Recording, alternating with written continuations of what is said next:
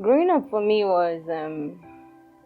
it was fun, but not the regular normal kid fun type of um fun. I was lucky enough to find out that I had I have sickle cell disease at the age of 4. So then there were a list of do's and don'ts that were given to my parents. So yeah, so it wasn't really that painful for me. It wasn't really painful, but it wasn't fun because I could not live a normal I could not live a normal child.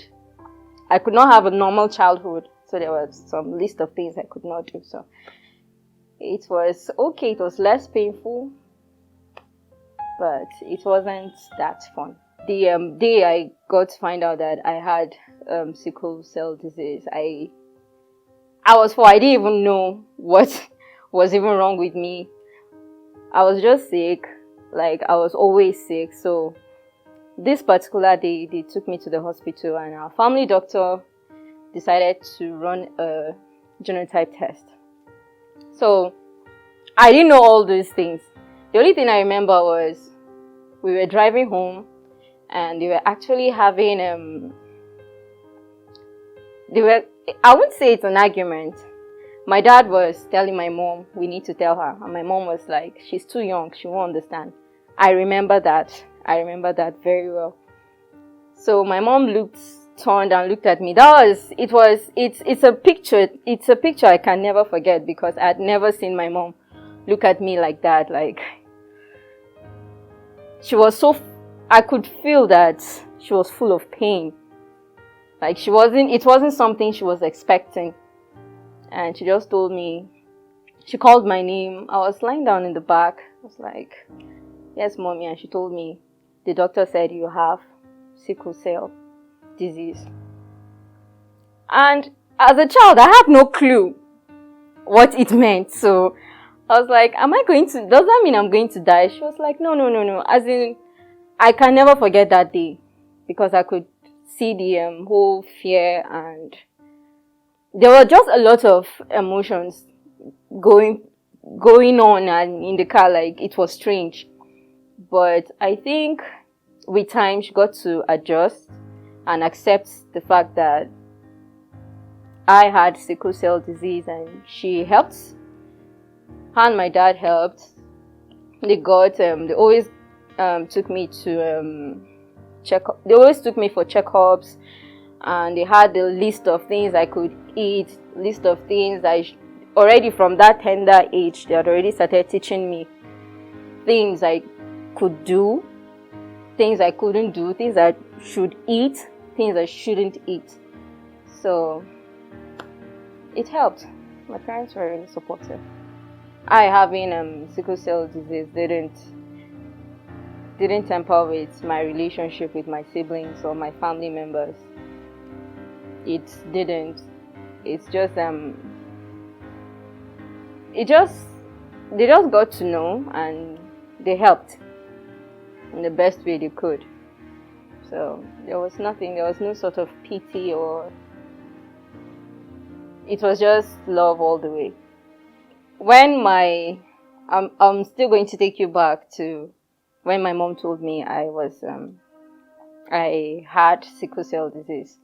So she was actually scared. I don't know, but as I grew older, she made me see reasons as to why I shouldn't let people know I had sickle cell disease. So she was like, it's people won't understand. That was her reason. So while growing up, I had friends, okay, and it was just like I had this secret I was dying to share with somebody else, or other than my family. Like, everyone in my family knew, but I wanted to share it with a friend friends. And so I got talking with a friend of mine. I was just trying to find out. I was like, have you heard about someone with I think I was in JS3. I was like, have you heard about anything called sickle cell? And what she said got me shocked. She was like, yeah, her mother told her about it. They used to talk about it, that she heard that they cannot live up to 20 years old. And to crown it all, there was this biology teacher. I don't know, it just happened. We had a class and we were actually talking about genotypes, and he mentioned and said that if he was talking about sickle cell, and it was like SS, AS, and AA, the whole genotype thing. And he said if somebody is SS, they don't tend to live long. So all that thing, and I was just I think I was I can't remember how old I was, but what was in my head was, oh my god, so I'm not going to live long. At 20, I'm going to die. So I had that in my head, but I'm more than 20 now. I had relationships where the my partner feels okay. I came out plain to say I had sickle cell disease, and everything just changed. And the person started seeing me like this fragile little thing that can't survive, and the whole pity just set in, and it kind of crashed it. So yeah, I had to leave. Yeah, a person living with the sickle cell condition can have a normal relationship. Well, it happened to me. So yeah, I believe I think it has to do with how exposed the partner is about the sickle cell condition. Anytime I come out with the truth to my partner that I have sickle cell disease, it ends up turning the relationship around. Like this normal relationship, it just turns to the pity relationship, and I'm not cool with that. Like, it has happened severally with different partners to an extent that I got scared to open up it got to that point that I just feel fear to open up and just say, okay, this is it. This is what I'm dealing with, because I don't want another failed relationship. But for some reason, the partner gets to find out, and I've had series of failed relationships because of that. And people, they're always thinking, oh, she can't handle this, oh, she can't handle that, and it's just been crazy. So once the PT comes in, and they look at me like this fragile little thing, and I hate it, I just leave. Basically, for me, what I experienced and what I felt and saw is that immediately I come out to say that, okay, I have sickle cell disease, somehow, for some reason, my partner just wants to, that's talking from experience, just want to just leave. But they're being all modest and covering it up and trying not to hurt my feelings, but definitely has a human being, definitely you will know that something is off. So I think that got me into I think that's getting that regularly in my relationship, my past relationships, got me to the stage where I kind of lost my self-confidence. I didn't want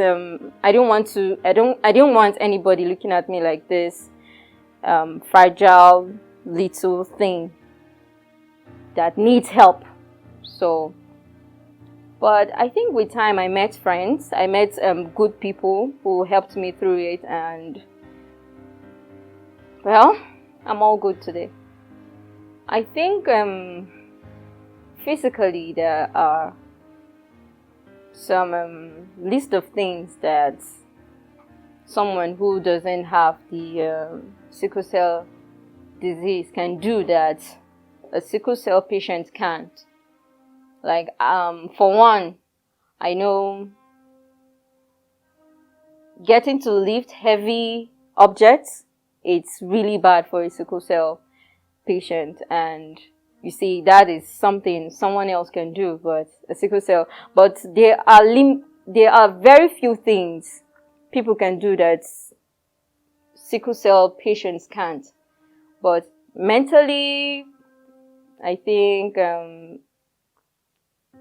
there's no limit to what a sickle cell patient can do. But physically, yeah, there might be. There are. It's not might. There are things mentally, emotionally, and other stuff. A sickle cell patient is good to go and can do more. For me, I feel if a woman goes through the normal procedures, which is before she gets pregnant, she goes in for a checkup, constantly seeing her doctor to know when it's right for her to have a baby, and just the normal checkup, I think she won't have a problem. I believe what people say, that a woman who has a sickle cell disease cannot give birth like normally, or will have complications and stuff. I see that as a lie, because I have a friend who is married and she has sickle cell disease, and she has 2 lovely kids, and the labor was normal because she was always going for a checkup before she got pregnant, and she kept on going for her antenatal, and everything was okay. So I don't believe in that. No, I don't. First of all, if someone calls me a sickler, I find it very offensive. It's an offensive word for me, because I don't believe I'm a sickler. I know I have the sickle cell disease, but sickler? Don't do that. There's an AS who believes they can get married to an AS, and they're not really thinking about the consequences. Well, that's a very bad idea. It's a very bad idea. I think everybody that went to a secondary school should know their F1 generation in the biology. That's what we'll call it. Everybody should know their first failure generation. Like, I know we were definitely taught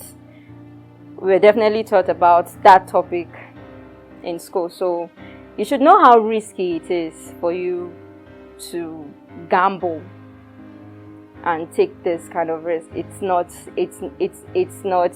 worth it. It's not worth it. First of all, if someone wants to get married, I think the most important thing to do is to know your genotypes, and how compatible it is, and get a doctor to advise you. If it is not compatible, please don't no. It's not worth the risk. So my strong advice is, it's gonna hurt, maybe especially when it feels like you found that one person that you're going to spend the rest of your life with, but it's best you call it off. First of all, to caregivers, it's not an easy job to have to take care of a sickle cell patient. You need to be patient, you need to be loving, you need to be encouraging. It comes with a lot.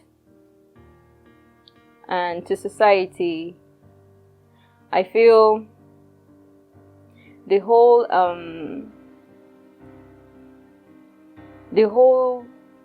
should I call it stereotype?